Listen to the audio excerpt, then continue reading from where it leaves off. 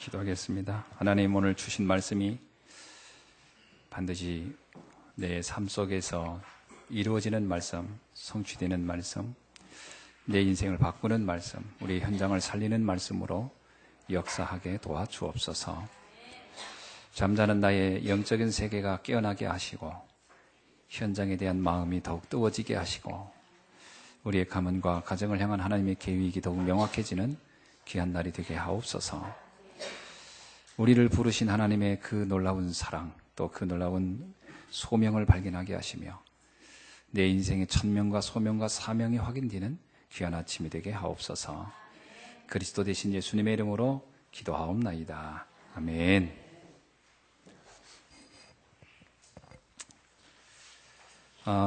우리가 축복을 말할 때, 또 응답을 말할 때 보통 사람들은 자기가 원하던 일들을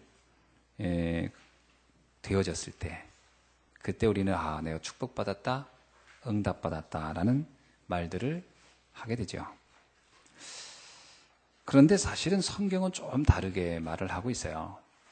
내가 원하는 것, 내가 바라는 것이 반드시 축복일 수는 없다라는 겁니다. 물론 축복일 수도 있고요. 그러나 그것이 꼭 반드시 축복이다 이렇게 말하기는 어렵다 이런 얘기죠. 축복과 응답은 좀 다른 차원에서 성경은 말하고 있습니다. 어떻게 말하느냐? 다윗의 경우를 한번 보면요, 시편 1편 1절에서 2절을 쭉 보면 복 있는 사람은 이렇게 해놓고서 오직 여호와의 율법을 주야로 묵상하는 자다. 이게 복 있다는 거예요. 물론 우리가 주야로 주의 말씀을 묵상하는 것이 좋긴 하죠. 근데 이게 정말 복받은 사람이다 이렇게 말하는 데는 무슨 깊은 의미를 담고 있다는 것을 예측할 수가 있어요. 또 하나는 시편 23편에서도 뭐라고 얘기하냐면 나는 부족한 게 없다. 근데 그 상태가 언제냐면 사망의 골짜기를 가고 있는 상태였어요.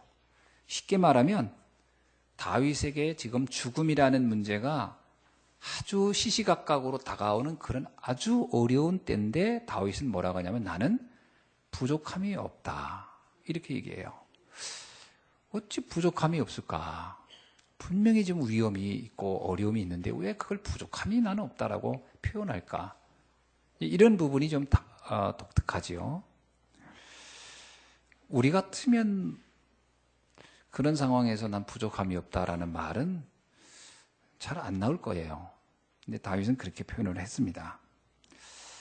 또 예수님이 또 뭐라고 말씀하냐면 마태복음 5장에서 보면 이제 팔복 얘기인데 당시에 예수님을 따랐던 많은 사람들에게 주님이 이제 말씀해 주신 겁니다. 무엇이 진정한 복이냐? 거기에 보면 이렇게 말씀하고 있거든요. 심령이 가난한 자가 복이 있다. 제가 전에 그 이수정이라는 분 얘기해 준 적이 있었죠. 그 이수정이라는 사람이 우리나라에 그 구한말 시대에 임금의 명을 받고 일본으로 그 선진 문물을 배우러 갔다가 거기에서 그 쓰자센이라는 그 목사님의 집에 갔다가 그 목사님의 집에 걸려있는 족자를 보고 충격을 받은 내용이 있어요. 그 족자에 어떤 내용이냐면 바로 이 팔복이 있었다고 합니다. 한자로 써 있었겠죠. 이렇게 한자로 써 있는데 심령이 가난한 자는 복이 있나니 천국이 그들의 것이며, 이제 그것부터가 이 이수정이라는 사람은 자기가 지금까지 유교 집안에서 유교 공부를 배우고 온 사람으로서 너무 충격적인 표현인 거예요. 아니 저게 어떻게 저게 가난한데 복이란 말이지? 지금까지 그렇게 생각해 본 적이 없던 사람이에요. 또 하나는 애통하는 자가 복이 있나니 그들이 위로를 받을 것이며, 아니 우는 자가 복이 있다. 이 이수정은요 지금까진 그런 표현과 그런 설명을 태어나서 들어본 적이 없던 사람. 너무나 쇼킹했다 이렇게 나와. 너무 충격적이었다. 쭉 그냥 그 얘기 나옵니다. 그 중에 나중에 뭐라고 하냐면 너희는 나로 말미암아 박해를 받고 의를 위하여 고난을 당하고 이것이 복이 있다. 천국의 그들의 것임이라. 고통당하는 게 복이라. 그러니까 이게 이제 너무 이해가 안 됐던 부분이죠. 어쨌든 그래서 그거를 이 사람이 너무 충격받아서 그 뜨자센이라는 집에 갈 때마다 그 사람이 농업 박사인데 그거를 계속 보면서 이제 뭔가 의미심장한 질문을 했겠죠. 그걸 이제 이 박사가 듣고 이 사람이 뭔가 영적인 데 관심이 있구나. 그래서 이제 한자로 된 성경책을 선물로 준 것이 이제 굉장한 우리 한국 그 선교사의 길이 남을 일이 일어나죠. 자, 이렇게 볼 때 어찌 이게 복이겠냐라는 거예요. 근데 예수님이 그게 복이라는 거예요. 자, 이게 우리들이 신앙인들은 이 말씀을 그냥 예사로 들으면 안 됩니다. 뭔가 굉장한 비밀을 담은 말씀인 거거든요. 이게 이해되어야 비로소 내가 신앙의 어떤 상태가 궤도에 올라가기 시작하는 거예요. 사실 이거 이해 안 되면요, 머리로는 이해된 것 같지만 결국은 그게 이해가 안 된 것 때문에 갈등하게 되고 결국 그러다 보면 어느 날 신앙생활이 시들시들해지고 별스럽지 않게 됩니다. 왜냐? 내가 진짜 바라는 건 그게 아니거든요. 내가 진짜 복받고 싶고 축복받고 싶고 응답받고 싶은 건 다른 데 있거든요. 그러면 그게 주어지면 좋아하지만 안 주어지면 그때는 난 복받지 못한 사람이라는 생각을 분명히 할 거니까요. 난 왜 이렇게 응답이 없냐고 분명히 할 거니까요. 그러다가 이제 무너질 거니까요. 그게 문제인 겁니다. 이게 이해되어야 뭔가 다른 차원으로 들어가는 거예요. 저는 한국교회가요, 왜 이렇게 급속도로 무너지느냐? 하나님이 약속한 축복과 응답과 상관없이 다른 것을 응답으로 축복으로 붙잡고 가다가 그것이 안 되니까 다 무너지는 게 아니겠나. 전 솔직히 그렇게 보여지거든요. 혹시나 그게 올까? 계속 붙어 있지만 1년 지나 2년 지나 10년 지나 20년 지나도 안 돼? 믿으나 마나인가 보다. 그래서 무너지는 거 아니겠나. 시작부터 잘못돼 있었구나. 전 솔직히 그렇게 생각이 됩니다. 시작부터. 처음에 불러 모으긴 그게 제일 유혹적이에요. 예수 믿으면 돈 번다. 예수 믿으면 출세한다. 예수 믿으면 문제 해결. 그게 사람들을 불러 모으긴 그거 같이 유혹적인 게 없어요. 그러나 그거는 결국 무너뜨리는, 교회를 무너뜨리고 말씀을 무너뜨리는 원인이 되기도 합니다. 그렇죠? 자, 예수님이 말한 이 복이 도대체 뭐냐 이거야. 이 복을 이해하지 못해서 결국 나중에 이 예수님을 따랐던 3,000명, 5,000명 아시죠? 많은 오병이어기죠. 그거 보고 따랐던 사람들. 이 말씀을 사실 다 들었던 사람들인데 이 말을 이해를 못했어요. 그래서 나중에 예수님이 계속 따라왔어요. 따라오긴 몇 년간. 한 1, 2년은 따랐겠죠. 그런데 예수님이 그럽니다. 이제 내가 정말 주려고 한 거는 오병이어 이런 물고기, 떡 이게 아니다.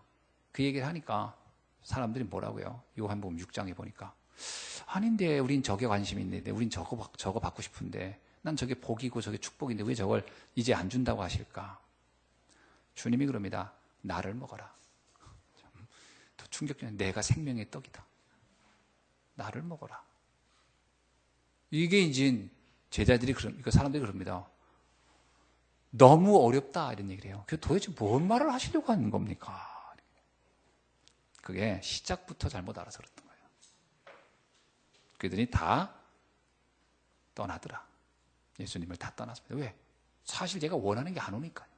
그전까지는 그게 올까봐 따라다녔고 그게 될까봐 따라왔던 것뿐이지 안 오니까 다 떠나더라. 그때 제자들에게 묻습니다. 너희들도 가려느냐? 너희들도 가려면 가라. 베드로가 아주 충격적인, 베드로가 아주 정말 제대로 된, 정말 충격적이라면 제대로 된 고백을 하죠. 생명의 말씀이 여기 있는데 내가 어디로 가오리까? 그렇습니다. 베드로는 보았던 거예요. 베드로는 뭐가 참 복이며 뭐가 참 응답인지 좀 봤던 거예요. 그래야 신앙생활이 궤도에 올라갑니다. 이거 참 이게 정말 이게 굉장히 중요한 말씀입니다. 예수님이 그때 이렇게 얘기합니다. 그 제자들과 무리를 향해서 말하기를 살리는 것은 영이니 육은 무익하니라. 살리는 건 영이다. 너희들이 영적인 세계를 너무 모르는구나. 그렇지, 육신적인 것만 놓고 살려고 하는구나. 그래서 되겠냐? 그 세계가 필요 없다가 아니라 그거는 그렇게 중요한 게 아니다. 이렇게 얘기하고 계신 거죠. 예수님이 제자들에게 주신 마지막 최고의 당부도 그게 아닙니까? 축복도. 이제 앞으로 네가 잘 먹고 잘 살라로 올 것이다. 이 얘기 안 해요. 언젠가 네가 정말 호강할 날이 온다. 조금만 참아라. 내가 약속했다. 그러지 않아요.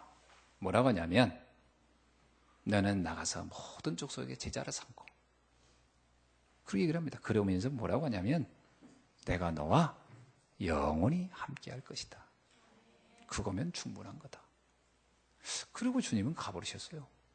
참 놀라운 일이죠.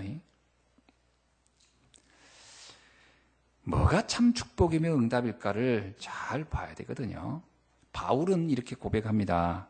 고린도후서 12장 9절에서 나는 약한 것들, 내가 아무리 약할지라도, 약한 게 많겠죠. 뭐 이렇게 저렇게 뭐, 근데 이 약함이 나는 도리어 감사한 일이다. 하나님의 은혜로 난 족하다. 내 하나님의 은혜로 내 족하기 때문에 내 약하든 강하든 이거 아무 상관없다. 도리어 내 약함이 강함이다. 참 묘한 그 뭐 같은 역설적인 설명입니다. 그 아마 고린도후서 12장 9절을 읽어보면 그런 얘기 나오잖아요. 내가 연약하기에 하나님의 은혜, 그리스도의 은혜가 내 안에 담긴다. 그게 내게 필요함을 느낀다. 그래서 나는 연약하기에 나는 족한 거고 감사한 것이다. 그리고 이 연약함이 그게 강한 것이다. 이렇게 말씀을 하셨죠. 갈라디아서 6장 14절에서는 또 이렇게 표현합니다. 바울은 그리스도의 십자가 위에는 나는 자랑할 것이 없다. 뭐 옛날에는 내가 자랑할 게 참 많았는데, 그렇죠? 옛날에 바울이 자랑할 게 얼마나 많았습니까? 뭐 베냐민 지파요, 뭐 8일 만에 할례 받이요, 로마 시민권 가지고 있어요, 유대인 중에 유대인이에요, 그런 가말리엘 문화원에서 최고의 수제자로 공부해요. 그건 출세가 보장된 사람인데, 그런데 그것 내가 참 자랑할 게 많았는데, 근데 지금은 그건 다 자랑거리가 아니라는 거예요.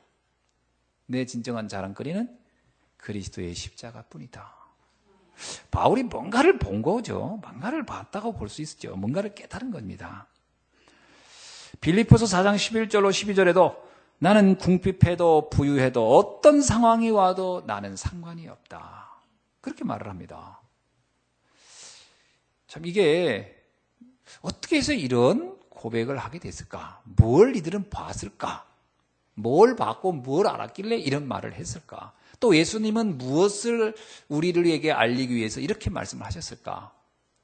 이거에 대해서 우리는 좀 알아봐야 되겠죠. 그렇게 말씀하거나 그렇게 말한 이유가 있습니다.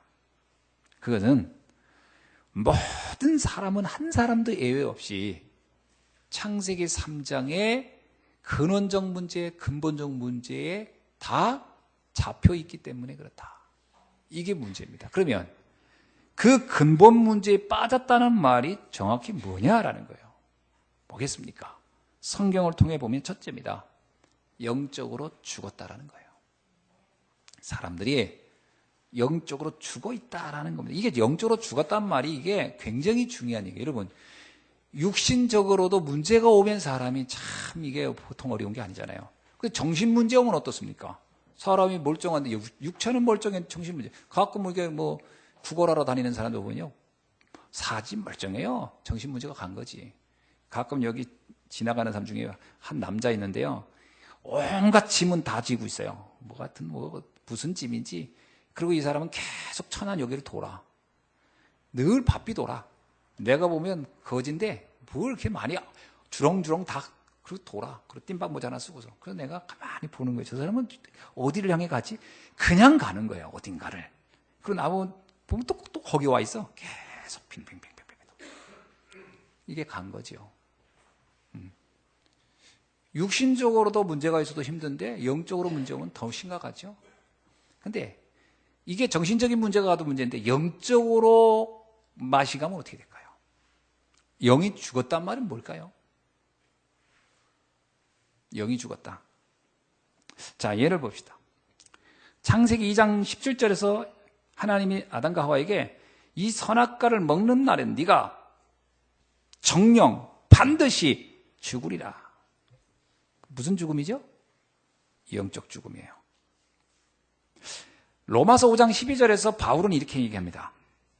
모든 사람이 죄를 지었으므로 사망이 모든 사람에게 이르렀느니라. 이것은 육신적으로 나중에 죽게 될 거야 이 얘기를 한 게 아니에요. 사망이란 말은 영적 죽음을 설명하는 단어거든요. 로마서 7장 24절에서 바울은 이렇게 말합니다. 오호라 나는 곤고한 자로다. 곤고해요.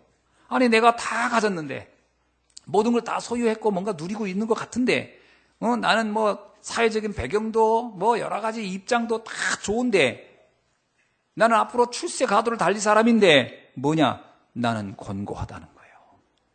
왜 이렇게 나는 힘들고 고통스럽지? 나는 왜 삶이 이렇게 각박하고 피곤하고 삶의 의미가 없지? 너무 공고한 거예요. 너무 삶이 재미가 없는 거예요. 이유가 뭐다? 이 사망의 몸에서 누가 나를 건져내랴. 죽어 있다는 거예요. 나는 죽어 있다는 거예요. 죽어 있기 때문에 아무런 살아도 사는 게 숨이 붙어 있을 뿐이지 재미가 없다는 거예요. 낙도 없고 희망도 없고 아무런 뭐가 없다는 거예요. 무기력한 상태. 오라 나는 곤고한 자로다. 그런데 나는 죽어 있다는 거예요. 이 죽음을 해서 나를 어떻게 끄집어내겠느냐. 누가 나를 끄집어내겠어요. 어떤 말도 어떤 책도 어떤 누구도 이거를 해결해야 안 되는 거예요. 이게 영적 죽음입니다. 영적 죽음은 심각한 거예요. 여러분 육신적으로도 병든 게 잘 안 보일 때가 있어요. 암 같은 건 잘 안 보이잖아요. 이렇게 조용히 시작되면. 정신 문제도요. 몰라요 사람들 잘. 멀쩡했는데 어제까지 그렇게 잘 지냈는데 오늘 자살해버린다. 알 수가 없는 거잖아요. 정신 문제 온 사람 그렇잖아요. 갑자기 자살해버리고. 근데 영적인 건 어떻습니까? 남들이 보기에는 다 부럽고 저 사람 아이고 잘 나가는 것 같고 뭔가 다 가진 것 같은데 본인은 아무런 삶에 낙이 없어. 도대체 뭐가 문제냐? 왜 내 삶은 그렇게 낙이 없냐? 여러분 우리가 낙을 찾아보려고 결혼한 거 아닙니까?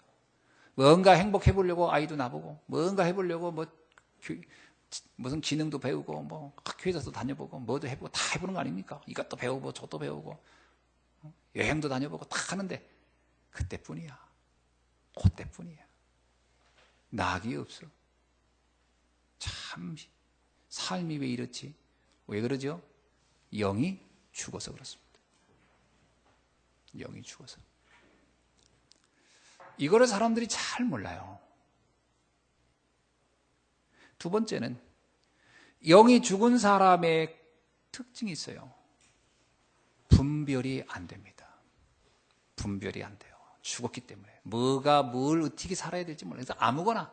그래서 주변 사람 말 듣고 사는 겁니다. 영이 죽은 사람 특징. 이 말 저 말 다 듣는 거예요. 누가 어떻다면 그거 저거 저거 쭉.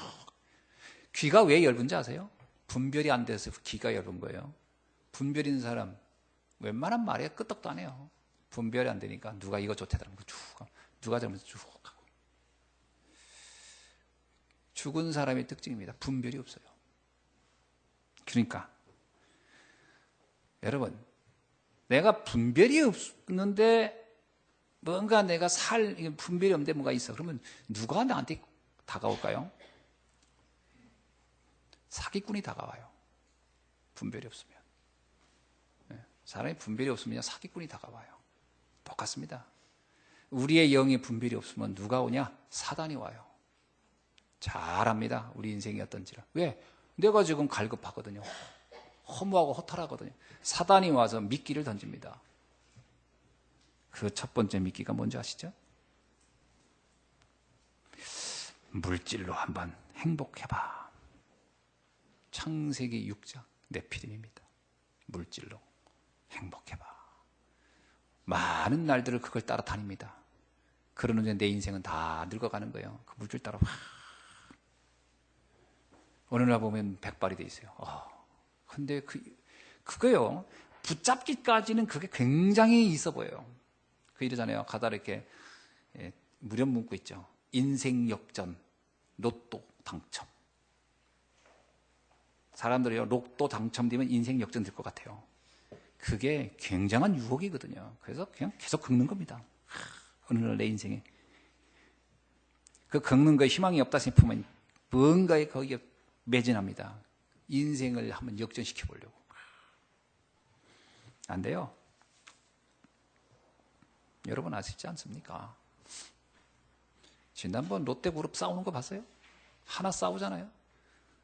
그 내부로 들어가 보세요. 내부에 들어가면 어떻게 살고 있을까? 뻔합니다. 그게 사단이 계속 던지는 미끼거든요. 사람들이 텁석텁석 물면서 계속 거기 갑니다. 네피림이 되는 거예요. 세상이 너무 아름답고 너무 좋아 보여. 세상 거 소유하면 내 인생 정말 대박 칠 것 같아요. 분별이 없기에 잡혀 인생 살고 잡혀서 이것저것 해보는 겁니다. 자, 그 다음에 이제 또 빠지는 게 뭐죠? 바벨탑이에요. 성공. 성공해봐라. 성공하면 다 된다. 정말 그럴까요? 자, 요한복음 8장 44절에서 뭐라고 하냐면 너희는 너희 아비 마귀에서 났으니 너는 처음부터 살인한 자를 따라 살고 그는 거짓의 아비라. 그가 우리에게 던진 모든 내용이 다 거짓이라는 거예요. 근데 그게 미끼에 거기에 딱 걸려들고 가는 거죠. 어떻습니까? 여러분, 우리가 물질을 그러면 두려워하란 말입니까? 아니에요. 물질 자체는 아무런 의미가 없어요. 중립적인 거예요. 물질이 선한 것도 아니고 악한 것도 아니에요. 그렇죠? 여기 칼이 있습니다. 칼이 악한 겁니까? 선한 겁니까? 아니요. 칼은 어떤 때는 회를 아주 요리를 하는 거고 이게 사람을 죽이는 데서 굉장히 무기가 되는 거예요. 칼은 중립적인 거예요. 누가 어떤 의도로 사용하느냐에 따른 거예요. 내 인생의 고난과 허물을 해결할 목적으로 물질을 잡아버리면 그 물질은 나에게 독이 되기 시작합니다. 해결을 안 해줘요. 그 물질이 정말 영원한 것을 놓고 쓰는 한 수단이 되어버릴 땐 그 물질은 그냥 굉장히 가치 있고 의미 있게 쓰여지는 겁니다. 요 차이를 잘 봐야 되거든요. 성공하지 말라가 아닙니다. 성공할 수 있죠. 중요한 것은 내가 이 성공을 무엇을 위해 쓰느냐는 거예요. 사울왕은 성공을 목표로 정했어요. 그래서 왕이 되자마자 변하기 시작합니다. 왜? 성공이 목표였기 때문에. 그게 그때부터 사울의 비극이 시작돼요. 다윗은 왕이 됐지만 왕이 자기의 목표가 아니에요. 근데 왕이 아니도 상관없고 돼도 상관없어요. 다윗에게 왕은 그냥 하나님이 내게 준 여러 가지 사역 중에서 이 사역을 나에게 맡긴 것 뿐이라고 본 거예요. 왕이 아니도. 그렇게 봤던 게 에스더예요. 에스더는 왕과 목표가 아니에요. 제가 그 에스더를 읽으면서 재미났어요. 에스더가 만약에 자기의 인생의 목표를 왕으로 놨다. 그러면 어떤 일이 있었을까? 왕후가 됐어. 그때 당시에 아수로 왕은 페르시아 최고의 절대 군주예요. 근데 그게 왕후야. 그런데 왕후가 될 때 비밀이 하나 있었어요. 유대인인 것을 알리지 말라 그랬어요. 그래서 에스더가 유대인인 걸 아는 건 딱 두 사람밖에 없어. 모르드게와 본인이에요. 이게 탄로 나눠내는 문제가 돼요. 내 인생의 왕후가 꿈이다. 그러면 모르드게가 만약에 에스더야, 네가 이 민족의 위태한 상인데 네가 왕한테 가서 목숨을 바쳐서라도 나라를 구하라. 그런데 에스더가 인생의 목표가 왕후였으면 제일 먼저 뭐부터 했을까요? 자객을 보내서 모르드게를 죽였을 거예요. 삼촌이지만 죽였을 거예요. 내 목표를 흔들게 한 사람이니까. 전 딱 그 생각 나더라고요. 왜냐? 왕권 때문에 형제 죽이는 일은 태반이잖아요. 근데 그 삼촌 하나 죽이면 자기의 비밀은 영원히 묻히는데요. 목표가 뭐냐라는 거예요. 근데 에스더는 자기의 인생이 왕후가 아니에요. 왕후는 그냥 돼도 그만 안 돼도 그만이에요. 목표는 다른 데 있었어요. 하나님의 뜻을 이루는 데 있었어요. 이렇게 가는 성공은 다른 의미가 있는 겁니다. 그때의 왕후라는 위치는 달라요. 그러나 내 인생의 행복을 그거로 해결해 보려고 왕후를 잡았다. 심각한 문제가 계속 발생했을 거라는 건 뻔해요. 이게 사단이 우리에게 계속 던지는 미끼입니다. 무엇을 물을 거냐? 어떻게 물게 할 거냐? 여러분, 사단의 유혹에 넘어간단 말은 이게 굉장히 의미가 있는 얘기입니다. 영이 죽으면 분별이 없고, 분별이 없으면 사단의 완전히 종이 되어버려요. 사단의 종이 되면 세월을 낭비하게 되고 허망한 인생을 살다가 끝나는 거예요. 그래서 사람들의 마지막 말로는 대부분이 뭘 하죠? 유언을 남기는데 그 유언의 99.9%가 후회입니다. 나는 후회된다. 이렇게 사는 게 후회된다. 저렇게 사는 게 후회된다. 그리고 끝나는 거예요, 인생 다. 왜 그럴까요? 결국은 그 후회가 어디로부터 왔을까요? 내가 선택한 것 같지만 어떤 의미에서 선택받은 거예요. 선택되어질 수밖에 없도록 끌려간 거예요. 그 누구도 후회하는 인생을 살려고 가지는 않았을 거 아닙니까? 누가 내가 마지막 죽을 때 난 후회하며 죽을 거라 하고 그 길을 가는 사람이 누가 있습니까, 세상에? 그러나 후회하잖아요. 나폴레옹도 후회했잖아요, 죽으면서. 인생 별게 아니다 그랬잖아요. 왜 그 길을 그렇게 갔을까요? 시저는 마지막에 어떻게 되세요? 브루투스 너 맞아. 내가 양아들로 삼고 그렇게 하면 네가 나한테 그렇게 줄 몰랐는데 브루투스 너 맞아. 나 이럴 수 있냐. 모든 게 자기는 뭔가 행복한 삶을 살아보려고 해봤는데 결과는 아무것도 아닌 거예요. 왜? 이게 흑암하게 잡혔다는 것 아니겠습니까? 성공의 의미가 없는 거죠. 세 번째입니다. 창세기 3장에 잡히면 세 번째 뭐가 문제가 뭐냐? 영원한 지옥의 심판이 우리를 기다린다는 겁니다. 자, 마태복음 3장 12절에서 손에 키를 들고 자기의 타작마당을 정하게 하사 알곡은 모아 곡간에 들이고 쭉정이는 꺼지지 않는 영원한 불에 태우시리라. 마태복음 8장 12절에서 그 나라의 본 자손들은 바깥 어두운 데 쫓겨나 거기서 울며 이를 갈게 드리라. 마태복음 22장 13절 임금이 사원들에게 말하되 그 손발을 묶어 바깥 어두운 데에 던지라. 거기서 슬피 울며 이를 갈게 되리라. 이건 전부 다 지옥의 심판에 대한 은유적 표현입니다. 자, 심각하겠죠. 심각한 문제입니다. 자, 이 문제를 우리 인간이 해결할 수 있겠느냐라는 겁니다. 성경은 그걸 던지는 거예요. 자, 내가 영적으로 죽어있는 상태를, 내가 사단에게 잡혀있는 상태를, 내가 영원한 지옥에 갈 수밖에 없는 운명을 네가 해결할 수 있겠느냐? 해결할 수 없다는 겁니다. 인간은 해결할 수 없어요. 세상의 원리는요, 좋은 거를 얻기 위해서 대가를 지불합니다. 내가 노동을 하든지 뭔가 헌신을 합니다. 땀을 흘리든지 뭔가 해서 대가를 지불하면 좋은 걸 얻어요. 그 세상의 방식입니다. 자, 그것은 그 얻는 거에 만큼의 내 거를 뭔가를 줘야 되는 거예요. 상응하는 거에 따라서. 그런데 이 구원을 위해서는 우리가 대가를 지불할 게 마땅히 없어요. 우리가 가지고 있는 모든 걸 다 가지고도 영적인 죽음을 해결할 수 있는 게 없어요. 양심이요? 의요? 봉사요? 헌신이요? 가치가 없어요. 그거 가지고는 그걸 살려낼 수 없어요. 사단을 해결하는데 내가 가지고 있는 것 가지고는 그걸 해결할 길이 아무것도 없어요. 돈을 가지고도 사단을 해결이 안 돼요. 아무것도 안 돼요.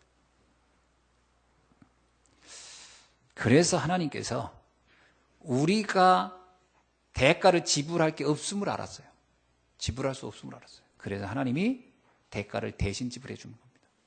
그것이 대속입니다. 그리스도를 보내셨단 말은 인간이 해결할 수 없는 문제를 해결하기 위하여 하나님이 그의 독생자 그리스도를 이 땅에 보내셨다는 거예요. 그리스도는 인생 이 문제 해결의 유일한 키입니다. 그분을 우리를 위해 보내셨다. 자, 이것을 조금만 인간에 대해, 인생에 대해서 조금만 진실하면 이 부분은 깨달아져요. 인간이라고 하는 것을 조금만 진실하게 뒤돌아보면 하나님의 은혜가 없이는 안 되는 존재입니다. 그게 인간이에요. 인간만큼 악한 게 없어요. 그렇죠? 여러분 인간보다 악한 게 봤습니까? 지구상에? 그렇게 이유 없이 동물들은요 나름대로 죽이는데 이유가 또 있어요. 뭔가 자기의 먹는 먹이를 뺏어가려고 한다. 그러면 그걸 빼앗기지 않으려고. 근데 인간은 아무런 이유도 없이 자기 종족도 죽이고 다 해요. 참 잔인한, 인간만큼 잔인한 게 없어요. 그런 인간이 구원을 받을 수 있는 조건을 갖출 수 있었겠을까? 저는 솔직한 얘기로 예수님이 그랬잖아요. 어느 날 가늠한 여자를 놓고 사람들이 막 돌로 죽이려고 할 때 굉장히 중요한 얘기를 했어요. 바닥에다가 무슨 뭔가를 이렇게 쓰신 다음에 얘기했어요. 너희들 중에 저 여자애가 돌을 던질 만큼 의로운 사람이 있으면 던져봐라. 그러면 죽여도 좋겠다. 그랬더니 성경의 기록이 너무 재밌어요. 나이가 많은 사람으로부터 들었던 돌을 내려놓고 돌아가더라고요. 그를 죽일 수 있는 사람은 아무도 없었어요. 어린아이도 마지막에 돌을 들었다가 놓고 갔어요. 그 어린아이도 의롭지 못했던 거예요. 그 얘기는 뭘 얘기할까요? 인간은 다 똑같다라는 거예요. 그 얘기예요. 인간은 다 똑같다. 별거 없다. 또 하나, 그러니까 똑같은 주제에 누가 옳으니 그러니 판단하지 말고 평가하지도 말아라. 그리고 또 하나입니다. 그래서 하나님의 은혜가 필요한 것이다. 그 얘기를 한 거거든요. 하나님의 은혜가 없이는 안 되는 거다. 그 누구를 막론하고. 자, 그러면 우리가 이거를 누가 깨달은 걸까요? 다윗 왕이 깨달은 거예요. 여러분 시편 103편을 읽어보세요. 다윗 왕이 뭘 얘기하고 있는가? 시편 103편을 읽어보면 다윗이 그때 당시에 유대인들은 뭔가 율법을 잘 지켜야 되고 뭔가 열심히 살아야 구원 얻는다고 생각할 때 다윗은 뭐라 합니까? 그분이 나의 모든 죄가 나는 죄가 너무 많아. 이 죄를 내가 해결할 길이 없어. 대속의 은혜로 나를 구원했다라는 거예요. 동과 서가 먼 것처럼 그분이 나를 이 죄에서 멀리 옮겨놨다. 내가 죄가 없기 때문이 아니라 난 죄인인데 하나님이 나를 사랑해서 나를 구원하셨다. 다윗이 그렇게 얘기했던 건 뭐예요? 인간이 뭔지를 아는 거예요. 그걸 깨닫고 나니까 내가 이 죄와 사망에서 지옥의 심판에서 사단에서 올무에서 해방됐다는 거 하나가 얼마나 엄청난 일인지 다윗은 그것이 너무 감격스러웠던 거예요. 그것만으로는 족하다는 거예요. 다른 게 필요 없다는 거예요. 이거면 충분하지 않냐? 여러분 내가 정말 복음을 알고도 아직도 뭔가 부족한 거, 뭔가 아직도 아쉬운 게 있고 뭔가 아직도 서운한 게 있고 섭섭한 게 있다? 복음 잘 몰랐다고 봐야 돼요. 왜 교회를 다니면서도 그렇게 서로 아쉬워하고 원망하고 불평하고 탓하고 그럽니까? 복음 이해 못한 거예요. 정말 복음을 이해하면 그럴 수가 없어요. 여러분 예수님이 비유 중에 그런 거 있잖아요. 1만 달란트를 탕감받은 사람 이야기 나오잖아요. 절대로 자기는 그 엄청난 빚을 오늘날로 말하면 수백억이 되는 돈인데 이거를 잘 해결할 길이 없어요. 이 사람은 돈이 없어서. 어느 날 주인이 그 사람을 보고 용서해줘요. 그래, 내가 널 보니까 너는 이 빚을 갚을 능력이 없어. 그래, 오늘부터 안 갚아도 된다고 탕감을 받았어. 좋겠어요 안 좋겠어요? 여러분 같으면 한 100억을 탕감받았어. 좋아요 안 좋아요? 너무 좋겠죠? 근데 이 사람이 탕감받아서 너무 좋은데 가다가 자기한테 10만 원 빚진 사람을 봤어. 그 사람을 붙잡고서 막 너 왜 돈은 갚냐고 그래요. 그랬더니 이 사람에게 그 엄청난 돈을 탕감한 사람이 딱 쳐다보더니 저런 나쁜 놈이 있나? 저 놈을 잡아다가 감옥에 넣어버려라. 그리고 저 돈을 다 받아내라. 이런 얘기가 나와요. 뭔 얘기를 하기 위한 거죠? 우리가 받은 구원이 얼마나 엄청난 건지를 아냐 이 얘기예요. 그게 이해된다면 여러분 원수를 사랑하란 말이 아니 어떻게 원수를 사랑합니까? 원수는 원수이지. 무슨 얘기예요? 원수에 대해서 아무 느낌이 없다는 얘기예요. 내가 받은 은혜가 너무 크기 때문에. 그렇게 돼야 됩니다. 내가 받은 은혜가 너무 크기 때문에 아무 문제가 없어요. 그렇잖아요. 예를 들어서 내가 너무 엄청난 돈을 가지고 있어 지금. 근데 누가 내 돈 조금 뭐 이렇게 손해봤는데 그게 한 2, 3만 원 이렇게 손해봐.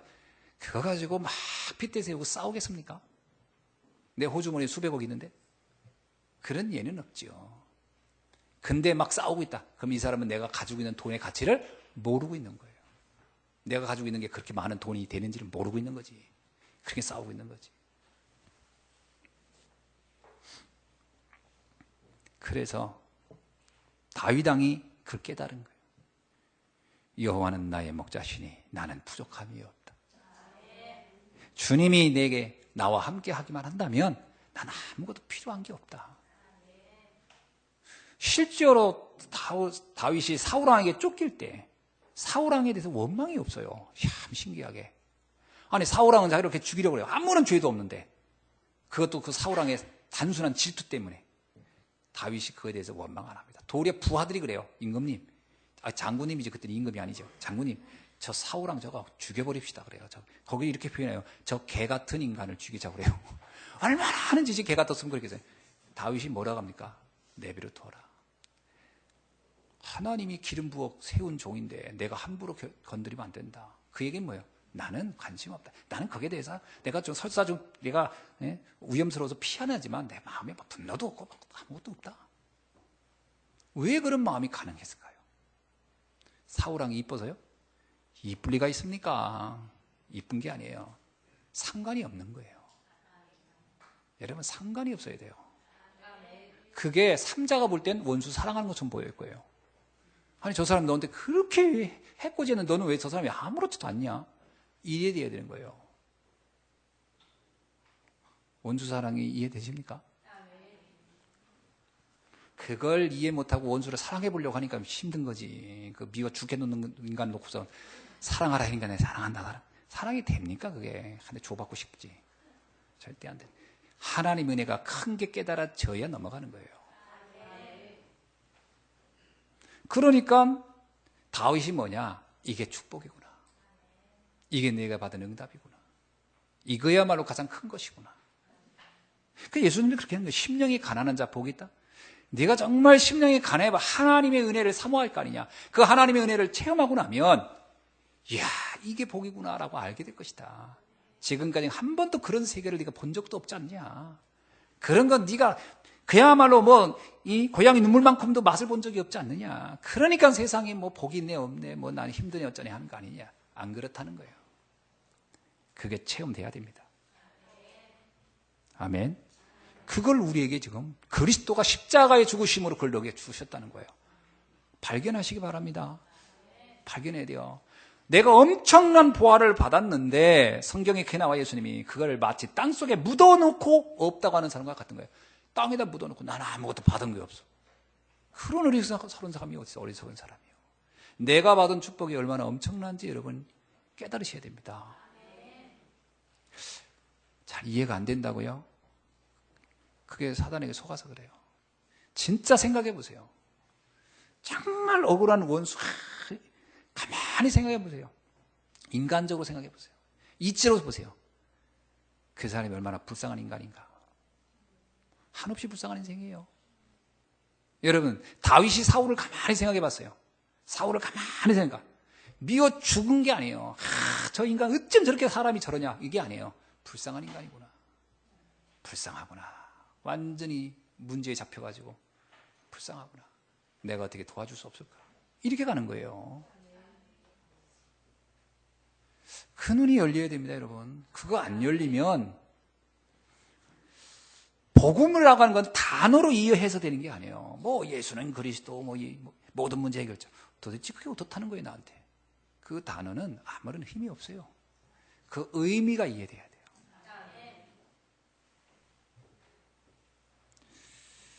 자, 이것을 바울이 깨달은 거죠. 바울이 어느 날 이걸 깨달은 거예요. 깨닫고 나니까 뭐라고 그래요? 바울이 빌립보서에서. 이야, 내가 그리스도 알고 나니 내가 그동안 그렇게 대단하다고 여겼던 그 모든 것들이 세상적인 배경이며 물질이며 뭐 학벌이며 뭐 스펙이며 이 다 이런 것들이 쓰레기 정도 가치밖에 안 보이는구나. 쓰레기처럼 보이는구나. 아, 내가 정말 착각하고 살았다. 이게 바울의 고백이에요. 이렇게 돼야 됩니다. 별거 아니다. 하게 되면 하는 거고 없으면 말고. 그러니까 있으면 뭐 있고 없으면 말고지. 그거 없으면 안 된다. 난 이렇게 산다. 그건 잘 것 가는 거예요, 여러분. 여러분, 경제라는 게 있으면 감사하지만 없어도 감사한 거예요. 상관없어야 된다. 왜? 하나님이 내게 주신 그 은혜와 감격이 정말 누려진다면. 근데 하나님이 그 세계를 우리가 가지고 있다면, 그 세계를 정말 여러분이 깨달았다 하면 하나님이 볼 때 많은 중요한 일을 하지 않겠습니까? 저는 그것이 깨달아진 사람은 하나님이 볼 때도 중요한 일을 할 수 있어요. 여러분, 정말 물질이 있지만 물질이 내가 잡히지 않는 사람이 어떤 상황에도 사람의 내가 흔들리지 않는다. 그 사람이 그 자체가 큰 그릇으로 준비된 게 아니겠습니까? 영적으로. 그럼 하나님이 그 사람을 통해서 뭔가 시대적인 미션, 시대적인 사명을 이루지 않겠습니까? 그래서 그에게 천명을 주고 소명을 주고 사명을 주는 거예요. 그게 깨달아질 때부터. 그러면 그때부터 내 삶이 완전히 다른 차원으로 넘어가는 겁니다. 우리 사랑하는 성도 여러분, 이 비밀을 깨달아서 여러분의 인생에 완전히 다른 차원으로 여러분의 인생의 새로운 시작이 되기를 주의 이름으로 축원합니다. 그 시작이 돼야 돼요. 그래서 성경에 나오잖아요. 세상이 너희를 능히 감당치 못하리라. 세상 사람이 나를 볼 때 감당할 수 없는 세계를 여러분 붙잡아야 됩니다. 그렇지 않으면 비슷한 거 붙잡고서 서로 견주고 살면 여러분 정말 힘들 겁니다. 세상 만만치 않거든요, 또. 그러니까 세상이 감당할 수 없는 단계로 가야지 세상의 것 비슷하게 붙잡고 같이 경쟁하면 죽어납니다. 압도해버려야 돼요.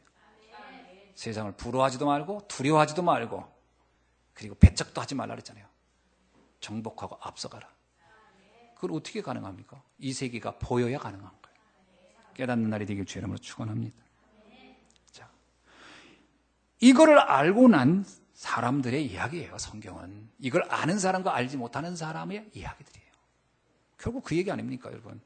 아브람과 그의 조카 롯, 여러분, 이삭과 에서의 이야기, 저기 이삭과 그 사람들의 이야기들, 그 다음에 야곱과 에서의 이야기, 다 그 이야기 아닙니까?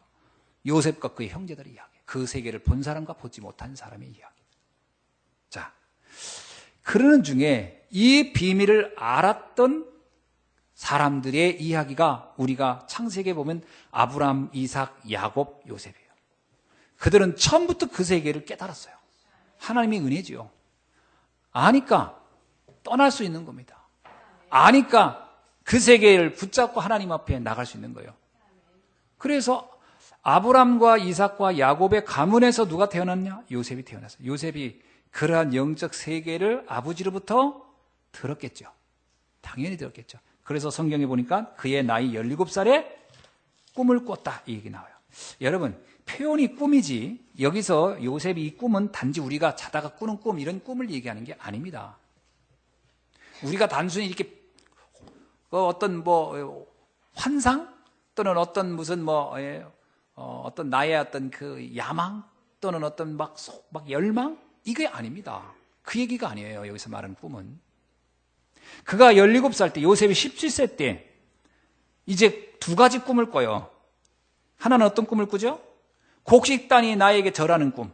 또 한 꿈은요. 해외 달이 11별이 나에게 절하는 꿈. 이 두 꿈을 꿉니다. 자, 이 두 꿈을 꾸고 형들에게 말을 해요. 형들이 나에게 그러니까 형들이 나에게 절한단 말도 안 했어요. 곡식단이 나에게 절을 하고 해와 달이 별이 나에게 절을 한다. 이 말을 했더니 형들이 이 말의 뜻을 이해를 못해요. 그리고 요셉을 오해하는 거죠. 네 놈이 우리를 지배한단 말이냐? 이런 식으로 오해하죠.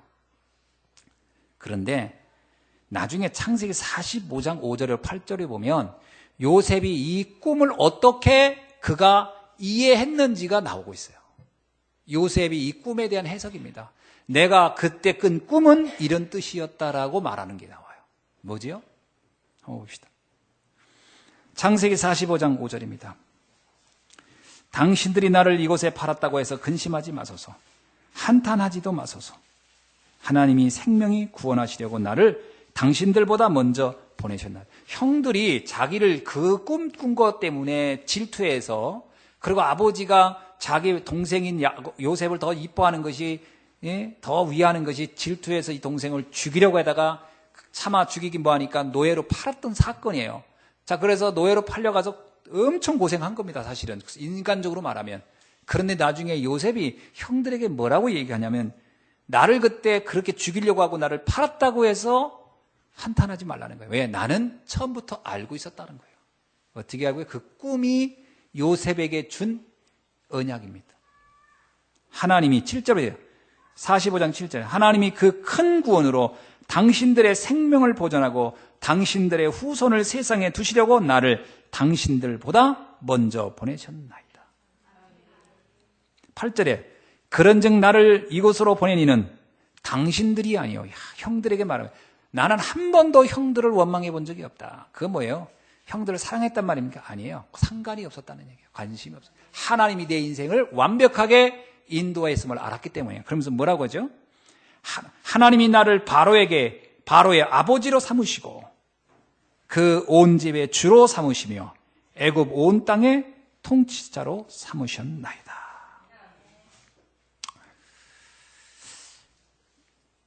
요셉이 17살에 본 겁니다. 뭘 봤죠? 아까 앞에서 말한 그거예요. 하나님이 함께하는 인생이 어떤 건지. 영적으로 살았다는 게 뭐며 사단이 결박됐다는 게 뭐며 천국을 보장받았다는 인생이 뭔지를 요셉은 알고 있었던 거예요. 그렇다면 내 인생에 어떤 문제가 와도 문제가 되겠냐? 안 된다 이거예요. 아멘. 요셉이 그걸 하는 거야.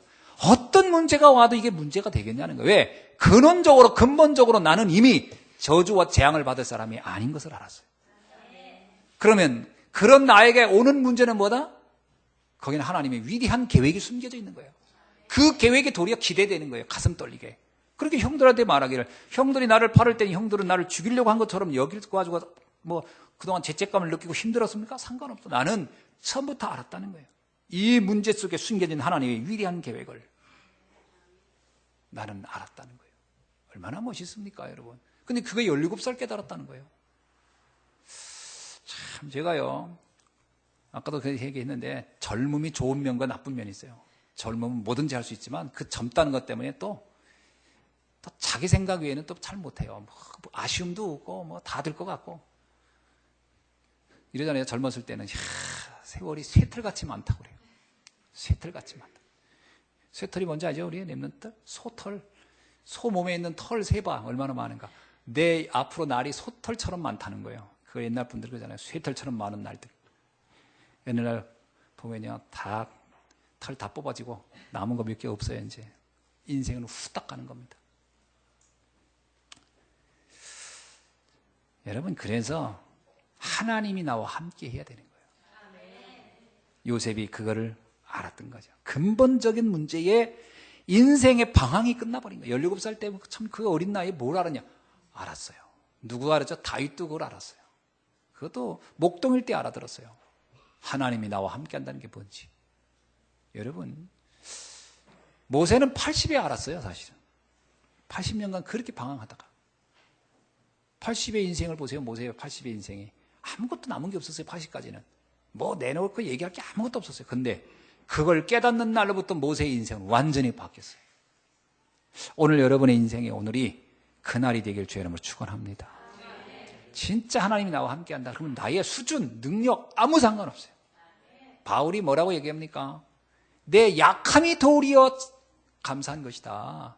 내 연약함이 도리어 하나님 앞에 감사하다. 왜? 그래서 하나님의 은혜를 붙잡을 수 있기 때문에. 그래서 하나님의 그 어마어마한 능력 속에 내가 들어갈 수 있기 때문에. 어쩌면 내가 좀 잘났다 하는 이것이 도리어 나에겐 두려운 거 아니겠습니까? 여러분, 내가 망가져, 난 할 수 있다, 하면 된다. 여러분, 한번 할 수 있다, 하면 된다. 이건 절대 신앙적인 거 아닙니다. 이건 완전 인본주의의 극치입니다. 뭘 하면 되고 할 수 있습니까? 되긴 뭐가 돼요? 어느 날 다가온 재앙 앞에 콱콱 무너지면서 착각하고 있는 거예요. 그 사단에 뿌려놓은 아주 유혹적인 단어일 뿐이에요. 그 창세기 3장에 네가 신처럼 되라. 그거 똑같은 말입니다. 그거. 절대 될 수 없는 거예요, 인간은. 하나님의 은혜가 필요한 거예요. 별말 다 해요. 그래서 우리 랩런트들이 나는 말씀으로 이걸 깨닫는 날이 빨리 와야 돼요. 랩런트들은 말씀으로 알아야 돼요. 이거 뭐 인생 막 이것저것 상처받고 뭐 실패해보고, 이야, 사는 거 별거 정말 대단하네. 뭐 함부로 할 게 아니네. 이야, 정말 겸손해야 되겠네. 이렇게 깨달아가지고 그때 주여 두 손 들고 옵니다. 그래서 찬송가 있잖아요. 천부여 의지 없어서 두 손 들고. 이렇게 알면 안 돼요. 말씀으로 그냥 알아들어야 돼요. 요셉은 말씀을 알아들었어요. 어떻게 해요? 아브라함, 이삭, 야곱으로 오는 그 언약의 계보의 비밀을 아버지를 통해 듣고 알아들은 거예요. 감사하지요. 저는 여러분의 자녀들과 손자, 손녀들이 이렇게 이 언약을 말씀으로 깨닫는 날이 오기를 주의 이름으로 축원합니다. 그리고 오늘 우리도 똑같아요. 이 말씀 가지고 그냥 잡으시면 돼요. 성경에 예수님이 이런 얘기했어요. 네가 내 말을 믿으면 하나님의 영광을 볼 것이다. 그게 죽은 나사로 살릴 전에 마르다와 마리아한테 한 얘기예요. 네가 내 말을 믿으면 하나님의 영광을 볼 것이다. 지금 강단에서 선포되는 이 말씀을 여러분이 정말 믿음으로 붙잡으면, 그렇구나, 내가 정말 저 말씀을 내가 언약으로 잡아야 되겠다, 나에게 성취되는 말씀을 잡아야 되겠다라고 한다면 하나님의 영광이 여러분에게 나타날 것입니다. 그래서 이 언약의 꿈을 가졌던 요셉의 이 중심을 우리는 알게 되죠. 그러니까 형들이 시기에도, 죽음이 찾아와도, 노예로 팔려가도, 누명을 쓰거나 감옥에 갇혀도, 총리가 되어도 상관이 없었어요. 그건 그들의 문제고, 그건 그들 상황이고, 또 내가 설사 와도 상관없어요. 여러분, 어떤 문제든지 문제가 있으면 반드시 뭐가 있다? 답이 있어요. 자, 여기서 한 가지 꼭 기억하세요. 지금까지 우리는 문제가 오면 문제를 해결하려고 하는 방향으로 모든 관심이 걸로 가 있어요. 문제가 오면 이거 해결해 주세요. 해결해 주세요. 해결하려고 했단 말이에요. 그러면 안 돼요. 문제가 오면 해답을 찾으셔야 돼요. 아멘. 만약에 요셉이 문제가 왔어요. 노예로 가는 문제. 이거 해결해달라고 난 노예로 가기 싫다고 했더라면 요셉에게 애굽을 살리고 그의 가문을 살리는 응답은 오지 않았을 겁니다. 그러나 요셉이 거기서 해답을 찾았어요. 이건 하나님의 숨겨진 위대한 계획이구나. 해답을 찾았기 때문에 진정한 응답이 온 거예요. 다윗이 사울 왕에게 쫓깁니다. 그 쫓길 때 만약에 다윗이 이렇게 기도했다면, 하나님, 저 다윗 왕을 죽여주십시오. 사울 왕을 죽여주십시오. 저 인간 때문에 내가 도저히 힘들어서 못 살겠습니다. 어쩌면 저게 저렇게 나를 이렇게 미워합니까? 내가 골리앗 죽여가지고 나라를 구해줬더니 지금 한다는 건 나를 죽이려고 합니까? 하나님, 저 인간을 어떻게 좀 해결해 주십시오. 라고 해서 사울을 죽였다면 어떻게 됐겠습니까? 사울 왕의 지파는 영원히 다윗을 지지하지 않았을 겁니다. 나중에 다윗이 사울 왕의 걸 그냥 내둡니다. 그리고 하나님의 언약을 잡아요. 내버려두라는 거예요. 그리고 통일왕국이 됐을 때 마지막에 다윗에게 순종한 그 지파가 사울 왕의 지파였어요. 베냐민 지파가 다 다윗에게 옵니다. 그래서 다윗이 통일왕국을 이루고, 그 도망 다니는 중에 다윗은 건국할 다치 나라를 이룰 그때 충신들을 그때 다 만난 겁니다. 그죠? 왕이 되고 나서는 아무도 만난 사람 없어요. 도망 다닐 때 만난 사람, 가장 어려울 때 만난 사람이 충신이었어요. 그들이 다윗의 오른팔 왼팔이 다 됩니다. 여러분, 그러면 다윗에게 그 환난은 저주였어요, 축복이었어요? 축복이었던 거죠. 해결을 바라면 안 되고요, 해답을 찾으셔야 돼요. 우리 가정에 경제 문제가 있습니까?